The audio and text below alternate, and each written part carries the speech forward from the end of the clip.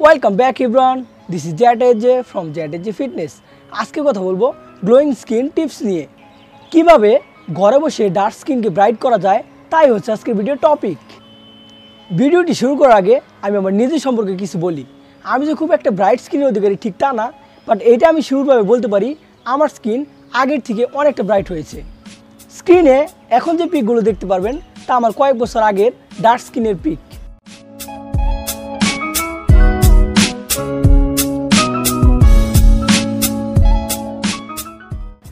Pick দেখে তো বুঝতেই পারলেন আমার স্কিন কতটা ডার্ক ছিল। এখন স্ক্রিনে দেখাবো আমার এখনকার কিছু পিক।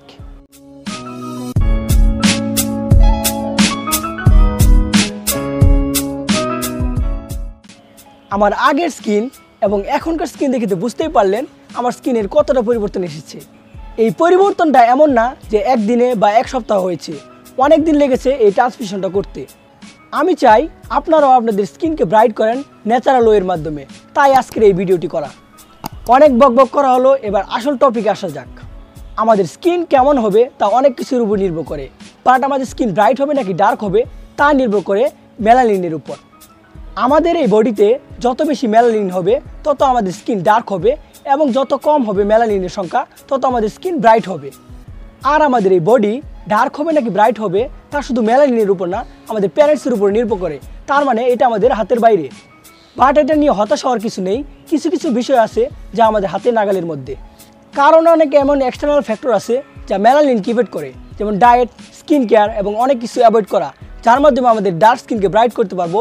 তার মানে এমন না যে আমাদের ন্যাচারাল কমপ্লেকশন আর থাকবে না, বাট এইটা অবশ্যই হবে আমরা ন্যাচারাল কমপ্লেকশন কোনো এক্সটার্নাল ফ্যাক্টরের জন্য ডার্ক হয়ে গেলে তা আবার ন্যাচারাল কমপ্লেকশনে ফিরে আসবে।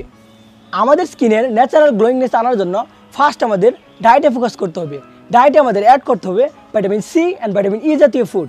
ভিটামিন সি অ্যাড করার কারণ হচ্ছে আমাদের শরীরের যে টিস্যুগুলো ডিলে হয়ে গেছে এবং যার কারণে আমাদের স্কিন ড্রাই দেখা যায় এবং আমাদের ন্যাচারাল গ্লোয়িংনেস থাকে না, তার উপর কাজ করে এই ভিটামিন সি। এই ভিটামিন সি অ্যাড করার ফলে আমাদের স্কিন অনেক গ্লো অ্যান্ড ফ্রেশ দেখাবে। এখন কথা হচ্ছে ভিটামিন সি আমরা কোন কোন ফুড থেকে পাবো? ভিটামিন সি আমরা পাবো লেবু থেকে, কমলা লেবু থেকে, পেঁপে থেকে, লিচু থেকে, টমেটো থেকে, আরও অনেক ফুড আছে যেগুলো থেকে আমরা খুব সহজে ভিটামিন সি পাবো। তার মানে এই না যে ডায়েটে আপনার ভিটামিন সি জাতীয় যেগুলো ফুড আছে সবগুলো অ্যাড করতে হবে। আপনার বাসায় যে ফুডগুলো অ্যাভেলেবল রয়েছে সেই ফুডগুলোর মধ্যে এক দুটি অ্যাড করবেন। আর ভিটামিন ই অ্যাড করার কারণ হচ্ছে আমি ভিডিও শুরু করার আগে বলেছিলাম যে আমাদের শরীরে যত মেলানিনের সংখ্যা বেশি হবে তত আমাদের স্কিন ডার্ক হবে, আর যত মেলানিনের সংখ্যা কম হবে আমাদের স্কিন তত ব্রাইট হবে। আমরা যখন বাইরে যাই তখন সূর্যের কিরণের সাথে ফাইট করে এই ভিটামিন ই, যার ফলে বডির ন্যাচারাল মেলানিন প্রডিউস করার কোনো প্রয়োজন হয় না। তাই অবশ্যই ভিটামিন ই জাতীয় ফুড ডায়েটে রাখা উচিত।